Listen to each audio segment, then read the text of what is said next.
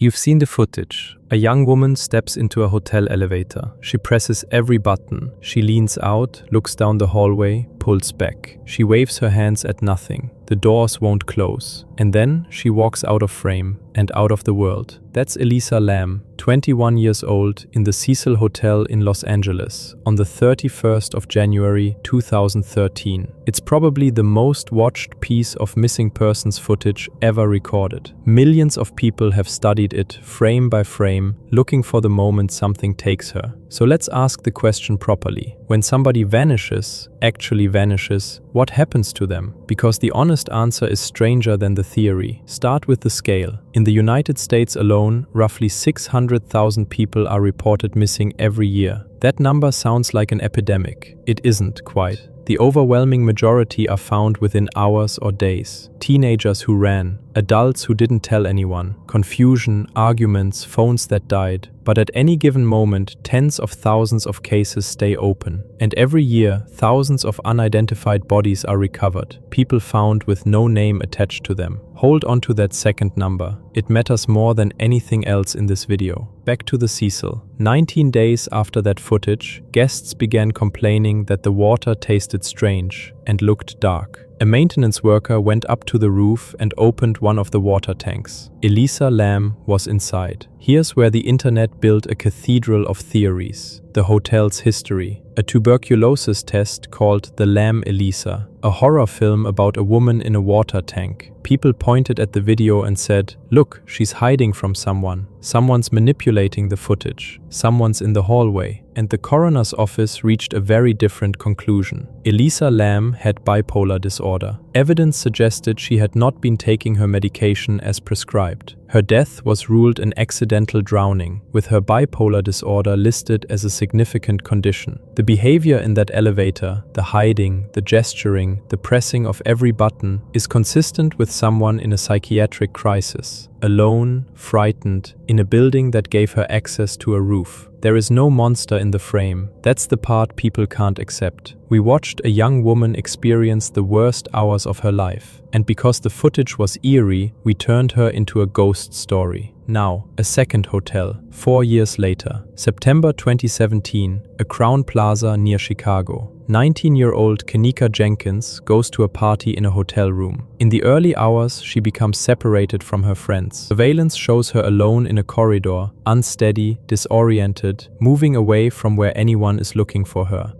She was found in a walk-in freezer, in a disused kitchen area of the hotel. The medical examiner ruled her death accidental, hypothermia, with alcohol and a medication she took for epilepsy listed as contributing factors. Her family questioned that account and pressed for more answers than they were given. But look at what actually drove that case into the public eye. It wasn't the news. It was ordinary people online sharing the footage, demanding a search, because the coverage wasn't coming. That's not a small detail. Researchers have documented for years that missing Black and Indigenous people receive dramatically less media attention than missing white women. Some people vanish twice, once in life and once from the story. So, what's the link between these cases? It's not a pattern of monsters, it's this. Cameras are extraordinary at capturing that something is wrong, and completely useless at capturing why. We get the strangeness in high definition, and the explanation not at all. And into that gap, we pour anything. Which brings us to the disappearances that are, technically, solved, and still unbelievable. In 2002, a Pennsylvania mother named Brenda Heist was having the worst week of her life.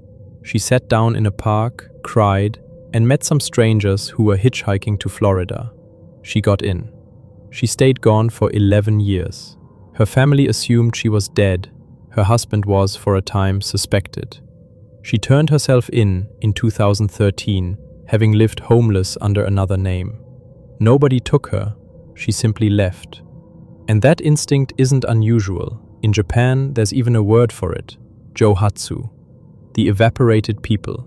There are small companies there, sometimes called night movers, which quietly help clients relocate and disappear from their old lives, from debts, from marriages, from shame.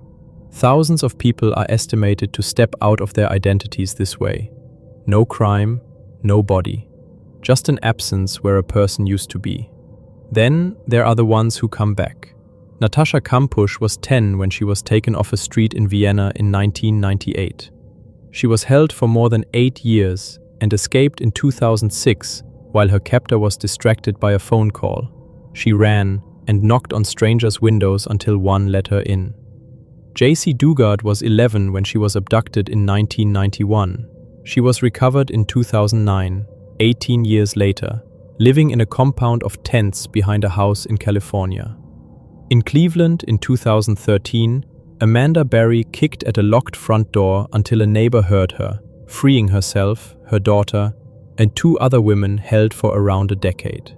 Now notice the detail these cases share, because it's the most disturbing fact in this entire video. None of them were far away. They weren't smuggled abroad. They were in ordinary houses, in ordinary neighborhoods, sometimes a short drive from home, behind doors people walked past every single day. Of course, some cases genuinely resist explanation. In 2014, a German tourist named Lars Mittank was filmed at an airport in Bulgaria. He drops his bag, sprints past security, climbs a fence, and runs into open countryside. He has never been seen again. He'd been injured days earlier and had reportedly grown frightened and paranoid before he ran. There are theories, there is no answer. So, what actually happens to people who disappear? The uncomfortable statistics say this. Most are found quickly. Many of the adults left on purpose. A large share of the rest die in ways that are mundane and preventable. Water, cold, injury, a medical or psychiatric crisis in a place nobody was watching. Some are taken, and a few of those come home. And a small, quiet number are never explained at all. But here's the answer nobody wants, the one that ties every strand together. Remember those unidentified bodies? The thousands recovered each year with no name? Some of them are on the missing lists. The person and the body both exist, in 2 different filing systems, in 2 different states, sometimes for decades, never compared. There are cases that were solved not by a search party, but by someone finally running a fingerprint or uploading a DNA profile and discovering that the mystery had been sitting in a morgue since the 1980s. That's the real link, not a conspiracy, an absence of attention. The truth is that vanishing almost never looks like the elevator footage. It looks like a bad night, in a building with a door nobody locked. It looks like a woman deciding not to go home. It looks like a house on a normal street with the curtains closed. And it looks like a file in a drawer that nobody thought to open. We keep searching the footage for the monster in the frame. The frame was never the problem. It's everything outside it, the places we didn't check, the people we didn't look for, and the questions nobody bothered to ask.